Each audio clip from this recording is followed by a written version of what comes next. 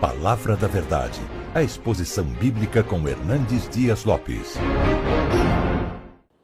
Abra sua Bíblia comigo em Mateus capítulo 6,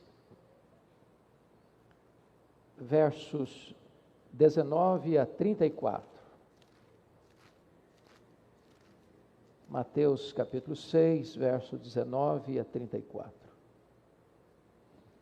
Senhor Jesus Cristo disse o seguinte: não acumuleis para vós outros tesouros sobre a terra, onde a traça e a ferrugem corrói, e onde os ladrões escavam e roubam. Mas ajuntai para vós outros tesouros no céu, onde traça nem ferrugem corrói, e onde ladrões não escavam nem roubam. Porque onde está o teu tesouro, aí estará também o teu coração. São os olhos a lâmpada do corpo. Se os teus olhos forem bons, todo o teu corpo será luminoso. Se, porém, os teus olhos forem maus, todo o teu corpo estará em trevas. Portanto, caso a luz que em ti há sejam trevas, que grandes trevas serão. Ninguém pode servir a dois senhores, porque ou há de aborrecer-se de um e amar ao outro, ou se devotará a um e desprezará o outro. Não podeis servir a Deus e às riquezas. Por isso vos digo, não andeis ansiosos pela vossa vida, quanto ao que haveis de comer ou beber, nem pelo vosso corpo, quanto ao que haveis de vestir. Não é a vida mais do que o alimento e o corpo mais do que as vestes? Observai as aves do céu, não semeiam, não colhem, nem ajuntem celeiros, contudo vosso Pai Celeste aí sustenta. Porventura não valeis vós muito mais do que as aves? Qual de vós, por ansioso que esteja, pode acrescentar um côvado ao curso da sua vida? E por que andais ansiosos quanto ao vestuário? Considerai como crescem os lírios do campo. Eles não trabalham nem fiam. Eu, contudo, vos afirmo que nem Salomão em toda a sua glória se vestiu como qualquer deles. Ora, se Deus veste assim a erva do campo, que hoje existe e amanhã é lançada no forno, quanto mais a vós outros, homens de pequena fé. Portanto, não vos inquieteis, dizendo que comeremos, que beberemos, ou com que nos vestiremos. Porque os gentios que procuram todas estas coisas, pois vosso Pai Celeste sabe que necessitais de todas elas. Buscai, pois, em primeiro lugar o seu reino e a sua justiça, e todas estas coisas vos serão acrescentadas. Portanto, não vos inquieteis com o dia de amanhã, pois o amanhã trará os seus cuidados. Basta o dia o seu próprio mal.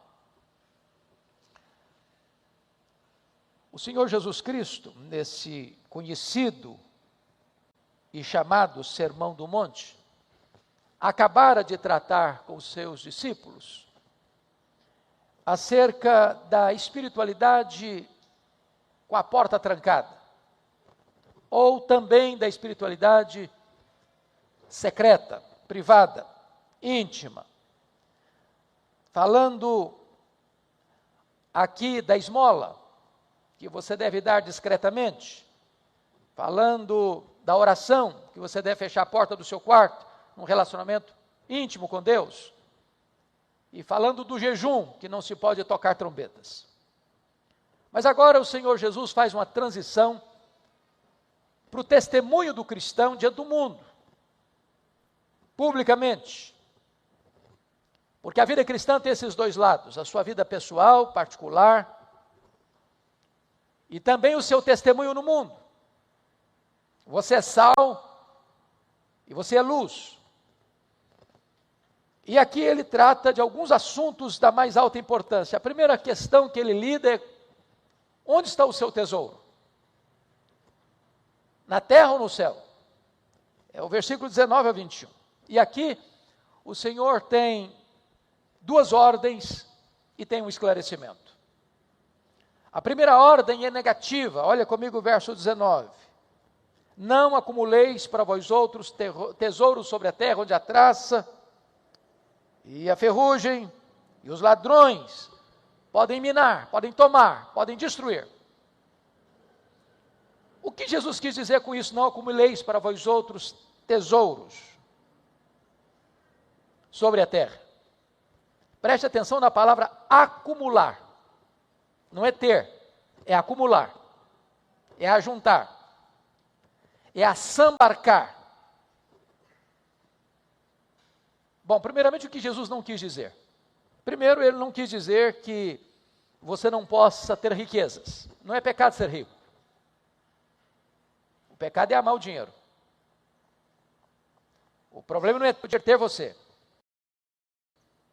O problema não é carregar dinheiro no bolso, é entronizar o dinheiro no coração. Segundo, Jesus não está dizendo aqui que você não deva ou não possa ser previdente com relação ao futuro. Até as formigas que não têm chefe, trabalham no verão para ter reservas no inverno. Até os pássaros fazem ninhos para proteger os filhos e alimentá-los. Então Jesus não está falando aqui que você não possa ser previdente. Nem Jesus está dizendo aqui que você não possa usufruir o fruto do seu trabalho, honesto, digno, que recebe a bênção do Eterno. Porque a alma generosa prosperará, com ela não tem desgosto. Então a Bíblia nos ensina que isso é possível. Mas ajuntar tesouros sobre a terra é quando você lida com dinheiro de forma egoísta, avarenta, onde você retém mais do que justo, onde você acumula para você. Numa linguagem de Nabal, são as minhas reses. Ou numa linguagem que Jesus trata lá da parábola, são os meus tesouros, para o meu bem, para o meu conforto, para o meu deleite, só para mim. É isso que Jesus está aqui, então, proibindo. Isso porque nós não trouxemos nada e nós não vamos levar nada. Então, acumular só para si não é o que Jesus está ensinando, aliás, é o que ele está proibindo. Não ajunteis para vós tesouros na terra. Mas agora ele diz na ordem positiva, mas ajuntai para vós outros tesouros nos céus. E o que é juntar tesouro nos céus? Não é certamente você abrir uma linha de crédito celestial. Não é também você ter uma ideia de um reservatório lá, fruto das suas obras aqui. Ajuntar tesouros nos céus é você empregar dos recursos que Deus lhe dá, fruto do seu trabalho e da bênção do Eterno, para investir no reino, para ajudar o próximo, para socorrer o necessitado. Os reformadores tinham uma ideia brilhante sobre isso, que é o mistério do pobre e o ministério do rico. Para que Deus dá para você e para mim mais do que você e eu usamos para as nossas necessidades? Não é para acumular, mas é para repartir. E quando você investe no reino de Deus, na expansão do reino de Deus, na pregação do Evangelho, na expansão da obra missionária, você está juntando tesouros nos céus. Quando você estende a mão ao necessitado, você está juntando tesouros nos céus. Isso é generosidade. A melhor ilustração que eu li sobre generosidade, nos últimos tempos, é muito simples de entender. Ele diz assim, você quer conhecer o que é generosidade? O que é juntar tesouros nos céus? O que é ter o coração aberto, a mão aberta, o bolso aberto, a casa aberta para abençoar? Faz o seguinte, compre um jarro de vidro transparente. Se você é mais chique, pode ser cristal, não tem problema. Bota na sua sala essa jarra, mas não põe flores, põe terra, só terra. Para você passar por esse jarro todo dia e olhar. Isso vai lhe ensinar duas coisas. Primeiro, de onde você veio? Você veio do pó. Para onde você vai? Você volta para o pó. Do pó que você veio, você não trouxe nada. Para o pó, para onde você vai, também você não vai levar nada. Logo, você não tem nada. Você é apenas mordomo daquele que tem. Bom, se o mordomo é generoso, e ele é, e se você é mordomo dele, para você ser um mordomo fiel, você precisa ser generoso com o que é dele. Logo, o grande problema que nós temos para sermos generosos é o problema da síndrome do dono. Se é meu, eu vou usar para mim. Mas se eu sou mordomo e o dono é outro e o dono é generoso, para eu ser um mordomo fiel, eu preciso ser generoso com aquilo que é do dono. Isso é ajuntar tesouros no céu. Mas notem comigo, irmãos queridos, que existe uma explicação necessária, porque onde está o teu tesouro, aí estará também o teu coração. Ou, em outras palavras, nosso coração estará na terra ou no céu, depende onde está o nosso tesouro. Bom, segundo lugar, como são os seus olhos? Versos 22 e 23. Jesus faz uma declaração, são os olhos a lâmpada do corpo. Há um ditado brasileiro muito conhecido: o que os olhos não veem, o coração não deseja. Seus olhos podem ser uma lâmpada a iluminar a sua vida, mas se eles forem maus, eles vão levar você para um caminho errado. Pega a história do Davi. Ele viu uma mulher e ele a desejou. E ele coabitou com ela. E o desdobramento é que ele mandou matar o marido dela. Jeitosamente se casa com ela para tentar esconder o seu pecado. E quando você lê a história de Davi dali para frente, você conclui quantas desgraças e tragédias aconteceram na vida dele, simplesmente por causa de um olhar. Não do olhar. O problema não foi o olhar. Se os teus olhos forem bons, todo o teu corpo será luminoso. Mas se eles forem maus, então eles levarão a você a uma ruína. Porque se a luz que em ti há forem trevas, quão grandes trevas serão? Deixa eu tentar tornar isso mais simples. Todos nós sabemos que a mulher é um ser belíssimo, criado por Deus, obra-prima de Deus. E todos nós sabemos que o homem, o ser masculino, olha e gosta de olhar. O homem é atraído pelo olhar. O problema de um homem não é ver uma mulher bonita. Os olhos bons, ao contemplar a obra bela de Deus, glorifica a Deus por esta obra, com pureza. Qual o problema? Esse olho que é belo, com olhos maus, lascivos, pecaminosos e impuros, e deseja o que não é lícito para usá-lo de forma pecaminosa. São os olhos maus. Tirando desse campo, pense comigo em Acã, que olha uma barra de ouro. Olha a possibilidade de pôr a mão em algo que não é dele, que foi proibido possuir, mas a cobiça do coração e os olhos maus crescem com o desejo de enriquecimento. O problema não é a barra de ouro, o problema não é olhar, o problema é olhar com olhos maus. O problema é desejar aquilo que não é lícito, é apropriar-se daquilo que não é legítimo. E quantas desgraças e tragédias acontecem no mundo, irmãos, por causa desse olhar, desse mau olhar, desse olhar cheio de impureza, ganância, avareza e pecaminosidade. Mas vamos ao terceiro aspecto de Jesus. A quem você obedece como Senhor?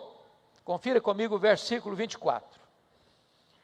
E aqui há 4 realidades solenes que o texto nos apresenta. Primeira realidade. Jesus vai dizer que o dinheiro não é neutro. Veja aí comigo. Ninguém pode servir a 2 senhores, porque há de aborrecer-se de um e amar ao outro, ou se devotará a um e desprezará o outro. Não podeis servir a Deus e as riquezas. Vejam vocês que Jesus chamou dinheiro ou riqueza de mamon. Para Jesus, dinheiro não é uma moeda, é uma entidade. Entidade. Essa palavra mamon, na língua original, significa o que se armazena, ou o que se confia. Então, na verdade, Jesus está dizendo que a riqueza é personificação, é uma entidade. Jesus não chamou César de Senhor, Jesus não chamou o diabo de Senhor, Jesus não chamou o mundo de Senhor, mas Jesus chamou riqueza de Senhor, uma entidade. Segundo, Jesus diz que o dinheiro é um senhor que exige dedicação exclusiva. Você não pode servir a Deus e servir ao dinheiro ao mesmo tempo, porque o dinheiro exige exclusividade. É um senhor carrasco. O dinheiro é um bom servo, mas é um péssimo patrão. É por isso que pessoas se casam por dinheiro, se descasam por dinheiro, corrompem por dinheiro, são corrompidas por dinheiro, dão propina por dinheiro, recebem propina por dinheiro, matam por dinheiro, morrem por dinheiro, sequestram por dinheiro. Esse mundo está nessa convulsão social porque os homens estão se submetendo a esse senhor chamado Mamon, a esse senhor Deus chamado Mamon. Talvez é o ídolo mais adorado da nossa geração. O que Jesus está dizendo que nem Deus, nem o dinheiro aceitam devoção parcial. Se você for servo de um, você não pode ser servo do outro.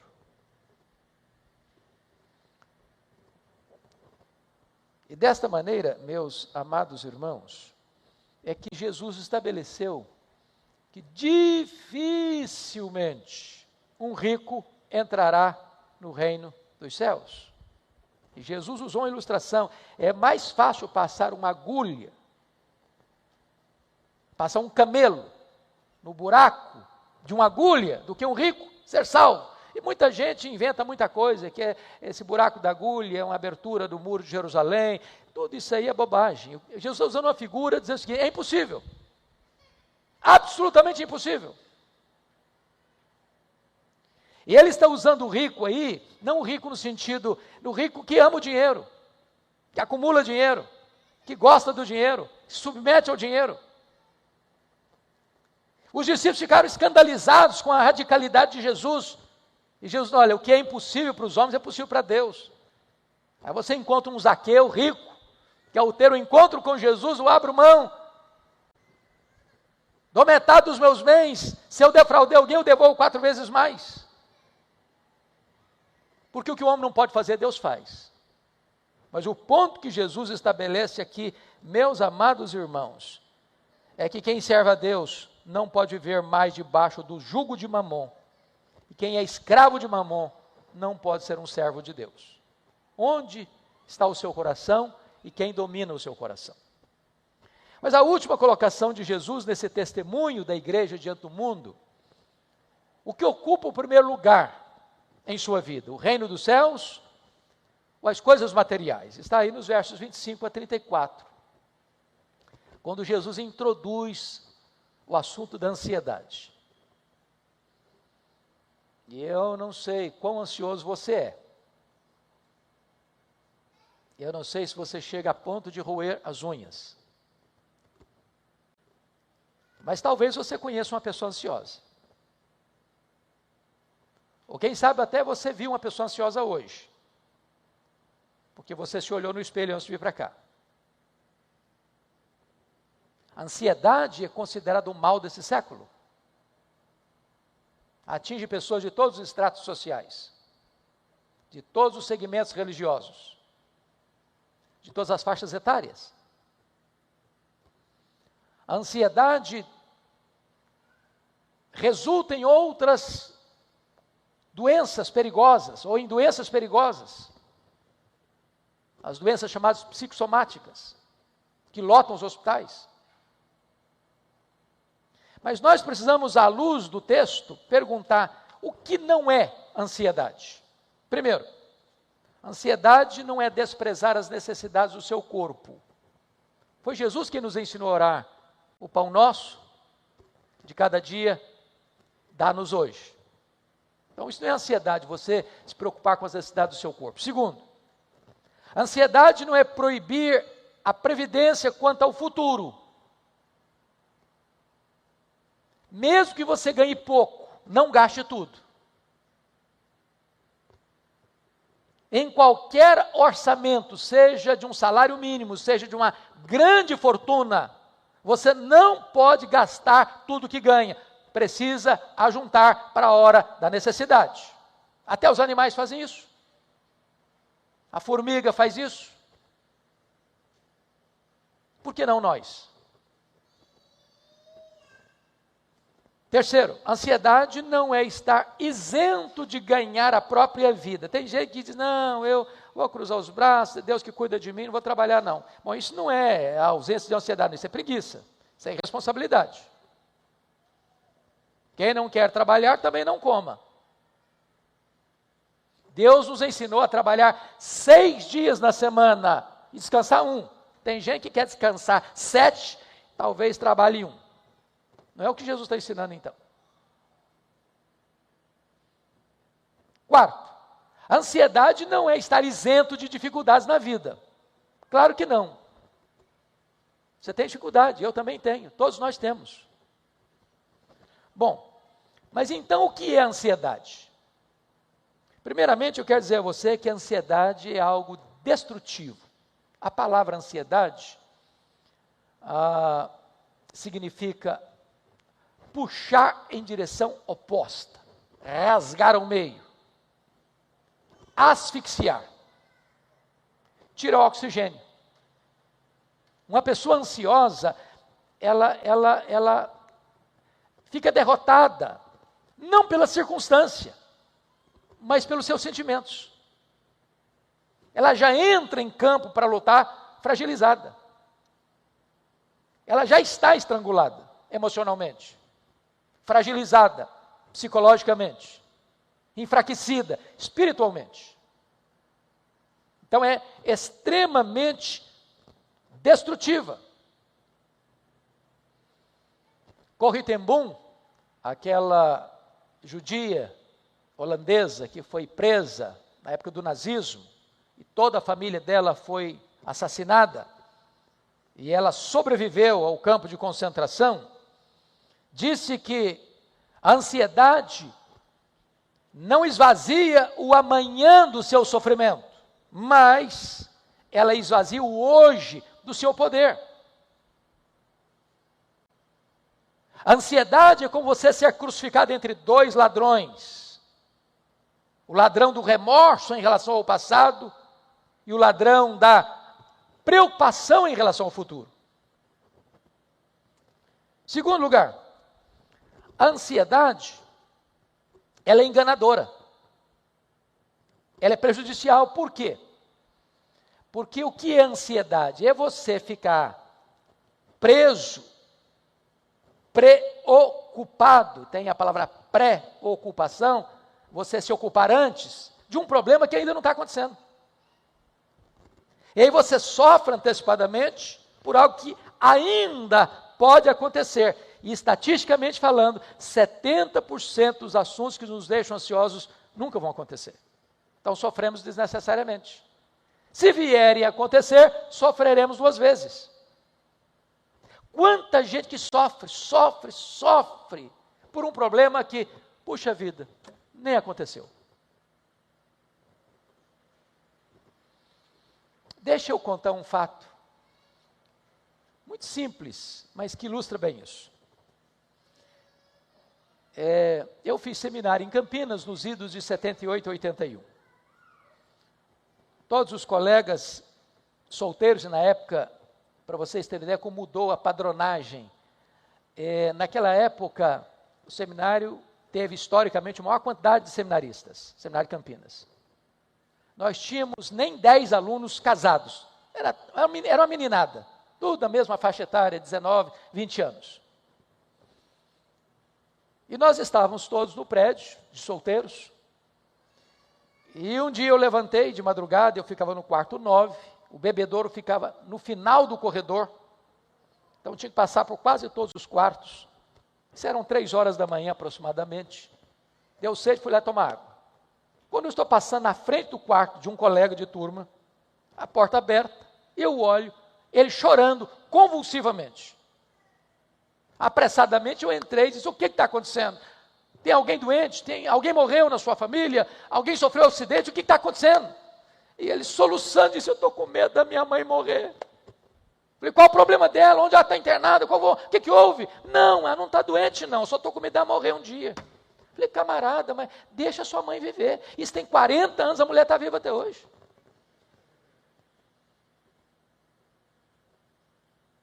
Eu tomei um susto um dia, quando cheguei no pátio da igreja, uma mãe com uma criança de 2 anos chorando.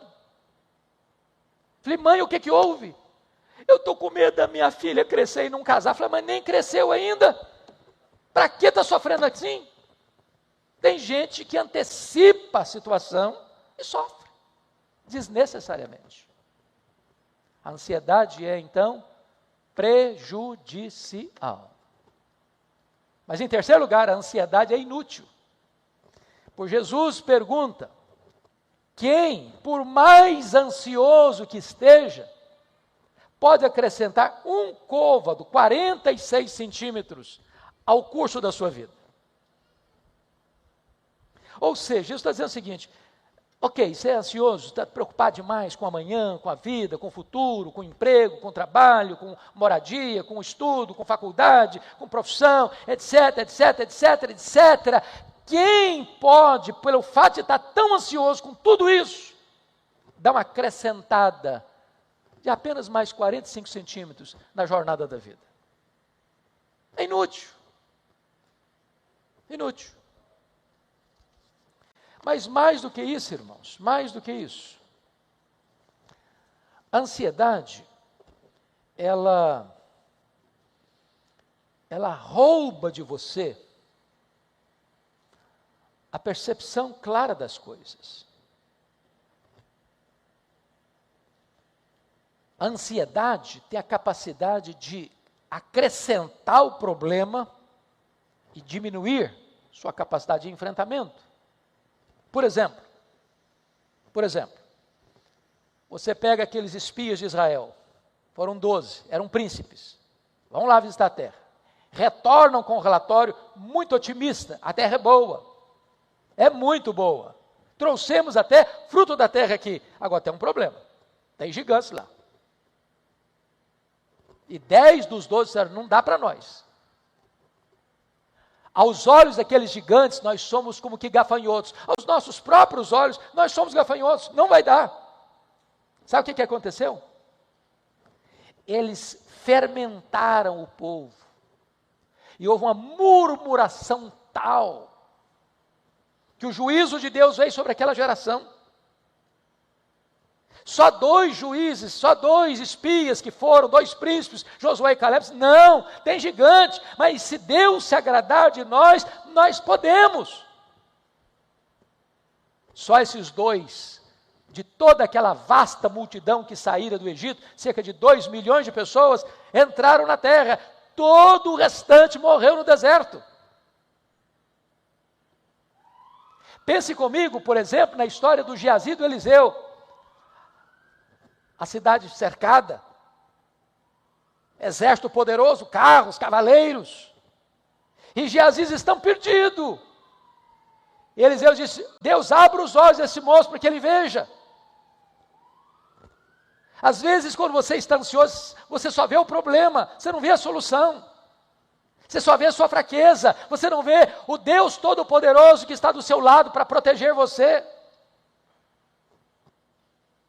Pensa comigo em Davi, chegando naquele campo de guerra, e tinha 40 dias, 2 vezes por dia, 80 vezes o gigante Golias, afrontando os soldados de Israel, fugindo do gigante, olhando para a fraqueza deles e para a fortaleza daquele gigante.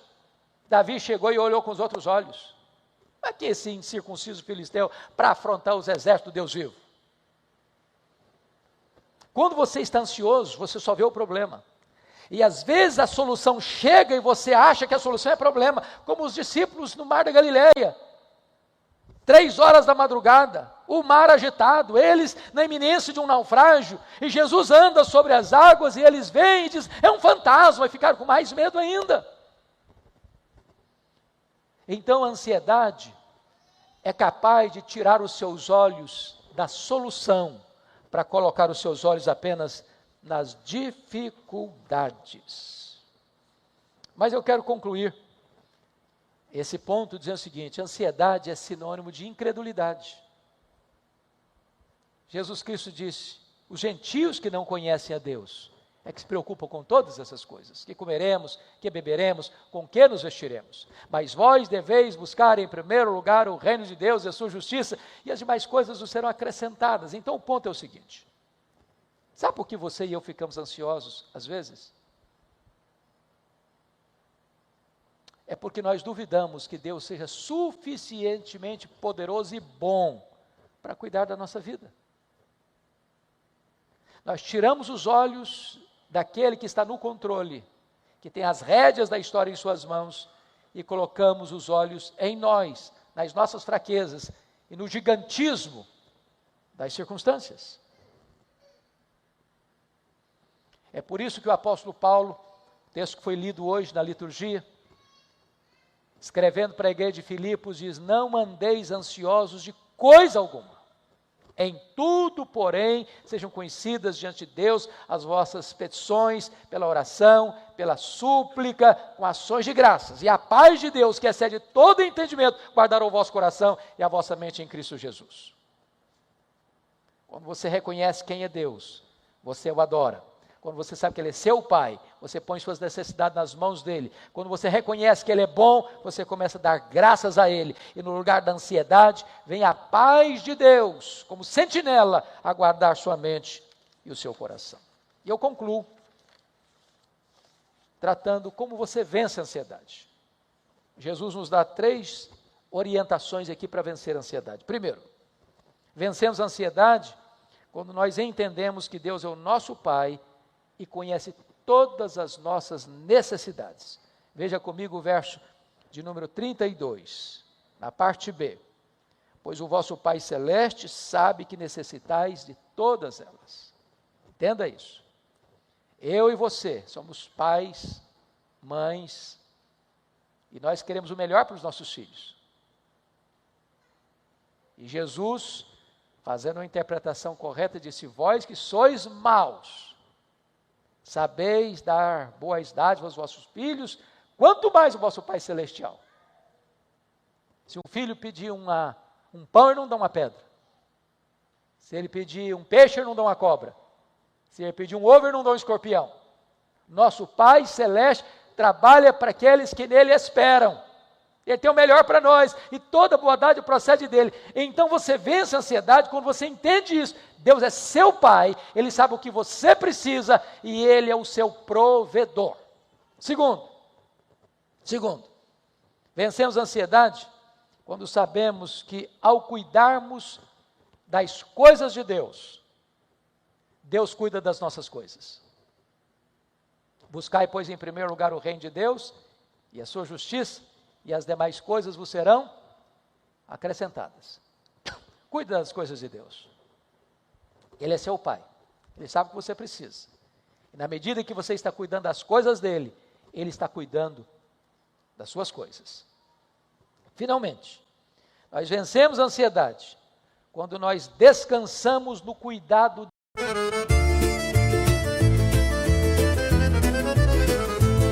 Mi svegliai con freddo da faccia, mentre Gaddina faccia festa da strada. Misi scarpe, uno sì e uno no, e si fuori con tutto cor in moto. A porta scrusciavo, cielo era chiatto, e femmini già parlano un tovatto. Un vicino mi dissi, oh cammini presto, ci rispondi no, cerco lo resto. Presto in un giorno che non vuole pensare, ma vuole campare, ridere, scappare. E fuori a casa tutto era come prima, ma in l'aria c'era una gioia più fina. Un paese si muove come una canzone, ogni voce, ogni passo, ogni parola. Sogno figlio di sta terra sincera, e quando esci fuori mi sento intera. Fuori casa tutto canta, voci risate o profumo d'aranci.